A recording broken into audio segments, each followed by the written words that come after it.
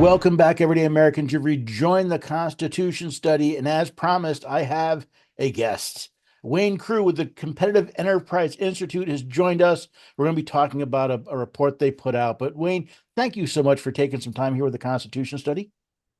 Hey, thank you for having me. Thank you for thinking of us. I really appreciate it. There's an interesting relation because a person who volunteers here at the Constitution Study has been doing an internship, so there was a nice connection there. But why don't you take a few minutes for those who may not know the Competitive Enterprise Institute? Tell us a little bit about you and about the Institute and what you guys do for a living. Yeah, sure. Thank you for having me. Competitive Enterprise Institute, CEI, founded by Fred Smith in 1984, George Orwell's year. This is coming up on our 40th anniversary, so we're having our dinner celebration this year.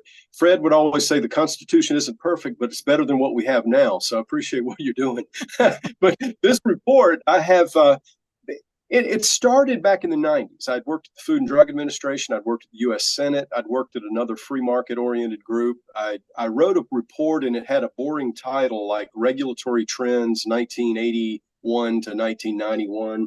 And the essence of it, Paul, is that you can look up the federal deficit. You can look up federal spending. You can look up our gargantuan $35 trillion debt. But the same is not true for the hidden tax of regulations. And I think that regulations are as big a burden on society, on the economy, on even health and safety as spending is. So 10,000 Commandments is a report I compile every year. I've done it since the 90s. And it compiles numbers of pages in the Federal Register, rules, numbers of rules coming out of the agencies and their cost as much as we can, because a lot of that kind of thing isn't disclosed. But CEI overall is a policy group in DC, small L libertarian, you might say, that focuses on the regulatory state. You got groups in town doing tax and budget, doing the wars, doing welfare policy. We tend to fixate on regulations. So we're looking at labor, EPA, HHS, health and safety, those kinds of things to zero in on this hidden tax of regulation. That's kind of brief. That's what 10,000 Commandments is all about. And we got little bits we can talk about as you see fit. Well, that's wonderful because you're focusing on what a lot of people call the fourth branch of government, right? The administrative state. And being a constitutional expert, there's a couple funny things I would like to throw in. Like, for example, you talk about the Code of Federal Regulations, this ginormous stack of that, according to the Constitution, are not the supreme law of the land. They're not Right. law at You all. know what, Paul? One way to look at it, Senator Mike Lee, when he first came in on the Tea Party wave, he liked to stack up the daily Federal Register, kind of the daily depository of rules and regulations, and it would reach the ceiling. Those come out every year, and they wind up being compiled in the Code of Federal Regulations, which is somewhat shorter, but it's also got a lot smaller type in it. but every year, you get thousands upon thousands of Federal Register pages. The record was set by Obama. He reached 95,000 pages back in 2017. And now Biden is about to break the record for the second highest number. Well, actually, Paul, I think based on where we are now, here a little bit past the middle of the year, we're going to get over 100,000 pages in the Federal Register this year. So it'd be an all-time record.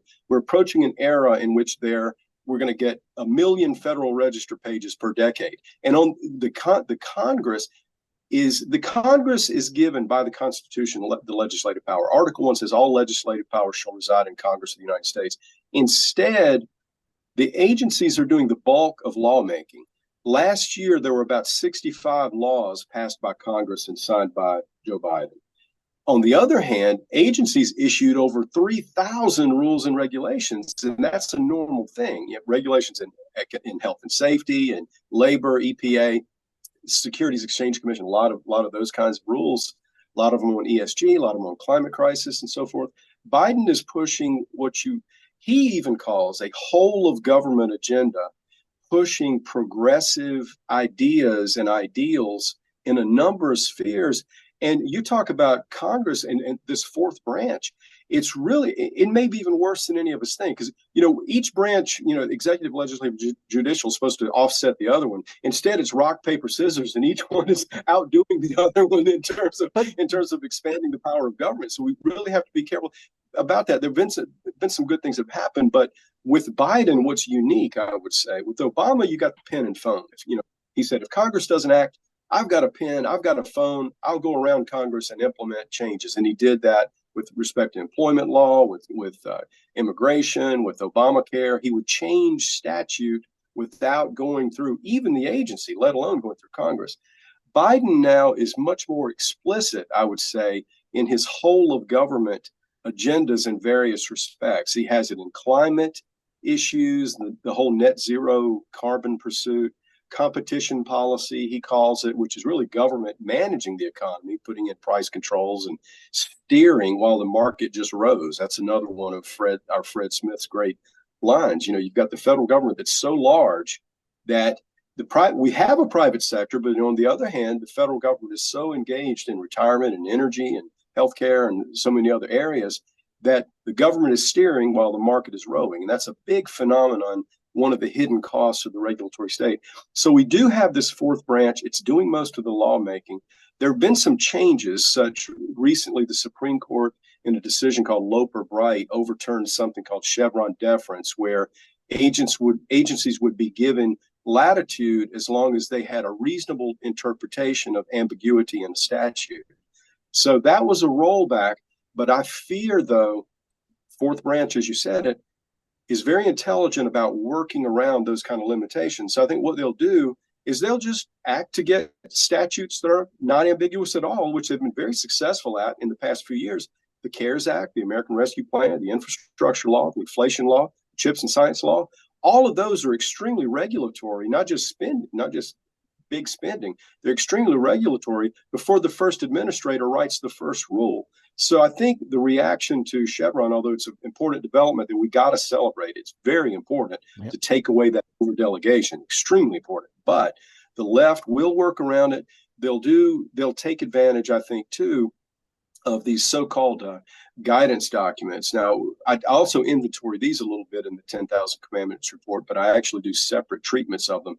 I mentioned 65 laws, 3,000 regulations, but there are also thousands of guidance documents, memoranda, notices, circulars, bulletins, agency interpretations, letters, all these other ways we took to calling regulatory dark matter, that the agencies can go around, that fourth branch can go around Congress and implement policy without even passing, let alone passing a law, but without even going through a notice and comment regulation. So in terms of being able to roll back the regulatory state, it'll take a lot of effort to crack down, not just on the issuance of regulations when benefits don't exceed costs. Of course, according to progressives, all regulations are costless because all of the benefits exceed the cost. So the watchdog at the Office of Management and Budget has been turned into a cheerleader for regulation. So what I'm describing is now happening without the supervision that it even used to mildly have back in the George Bush era.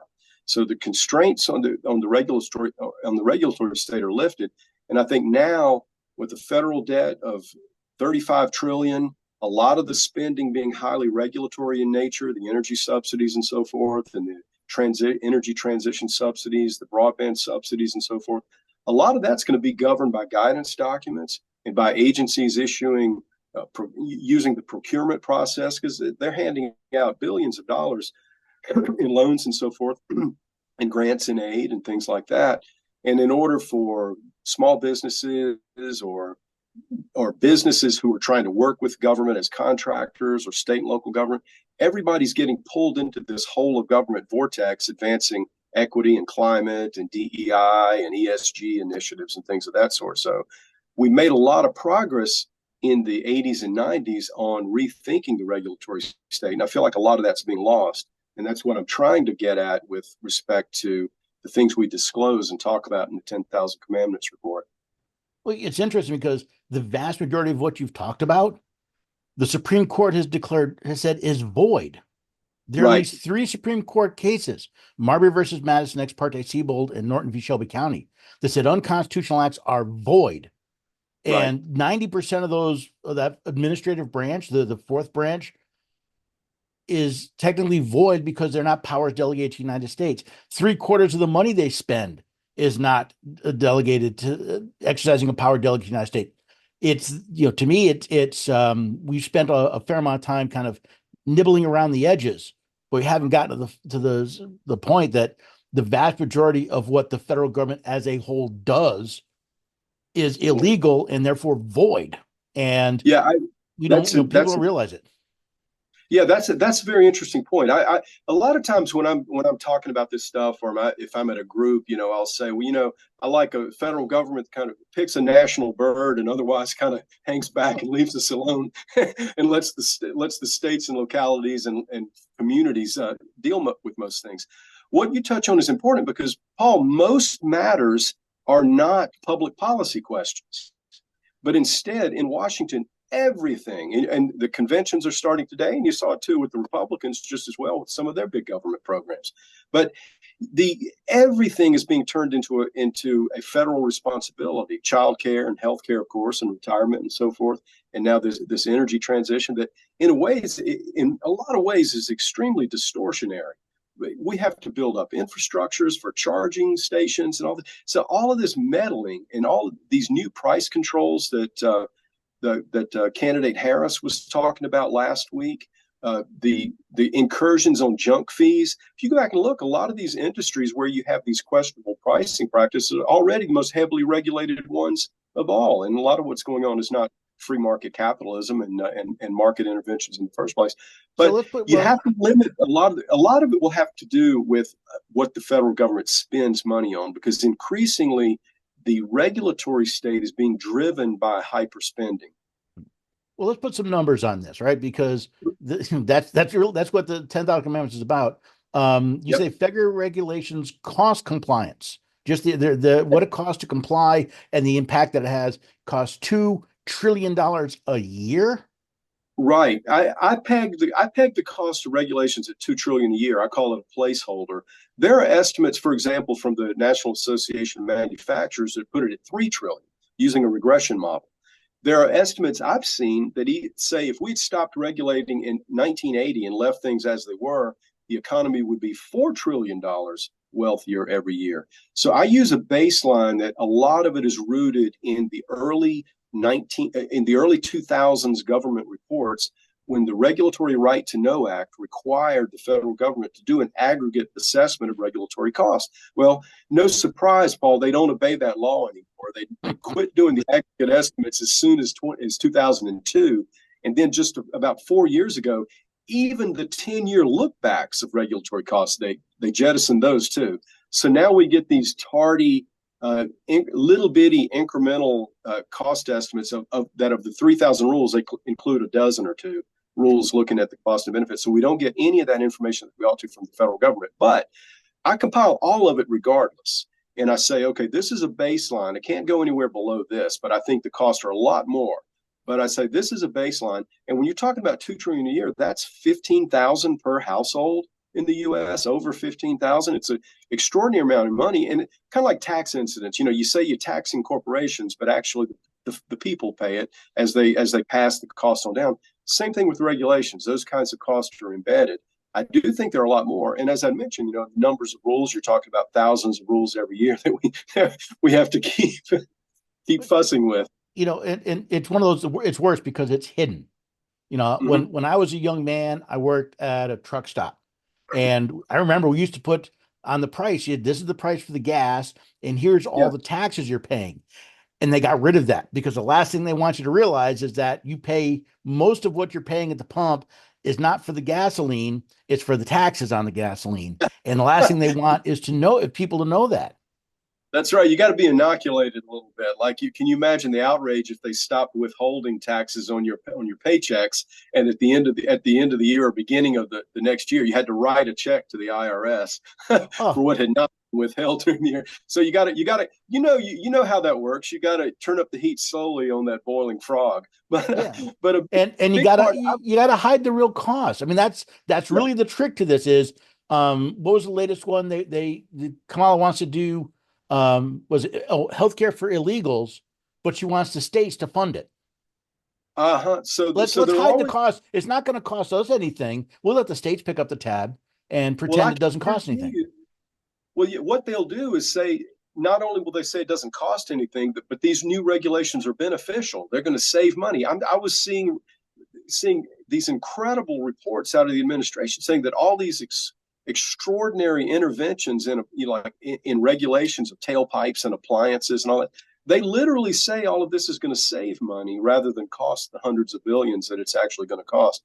So we definitely have lost the watchdog function at the Office of Management and Budget. It was the only watchdog we had. It can be rebooted as it was back in the 80s under Reagan. It did a reasonable job back then, but it may require something else like a Congressional Office of Regulatory Analysis. But as I said, Paul, it's not just the over-delegation problem that we have anymore that causes all this extraordinary regulation, but it's also the Congress's own disregard of enumerated powers. You were saying earlier about most of the things that they're doing are illegal or should be considered void. There's a lot to that because, the Constitution did enumerate certain things. And the things that Congress is doing now, to me, they're far in excess of enumerated powers. And that was what I was referring to when the left will look at the Chevron decision and the potential loss of delegation that they might have liked to operate with down at their fourth branch, and instead look toward creating new laws. And they're doing just that kind of thing with the TikTok ban. They're now trying to regulate children's social media rather than parents doing that. There's a lot of the left's push that's driving all of this government too is sort of that nanny state supervision of the household and taking on the responsibilities that normally belong to able-bodied adults. And when people get seduced by that, I think their ultimate aim is a universal basic income. I call that the plural of apocalypse. Well, because the ultimate oversight is we the people. Yeah. All right. That's and you're right. We've abdicated it. As Alexis de Tocqueville said, this country will exist until Congress figures out it can bribe the public with the public's money. They figured that out. So I'm running out of time. Wayne, tell us a little bit. Where can people go to find the report? I will put a link in, but where can they find out more about CEI and the other work you're doing? Well, thank you so much. First of all, just thank you so much again for thinking of us and having me on to talk about the report. But the report is 10,000 Commandments. We're a Competitive Enterprise Institute. Just go to CEI.org, CEI.org, and you can find that report plus all the great work by my colleagues on regulatory policy and the hidden tax regulation.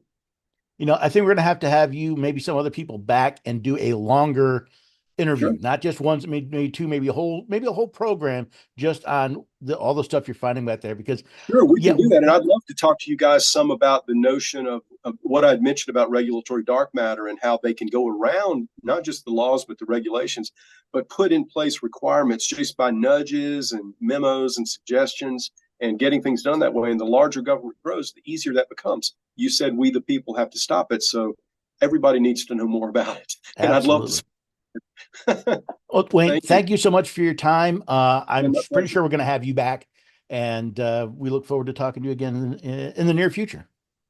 Been my pleasure. Thank you so much, Paul.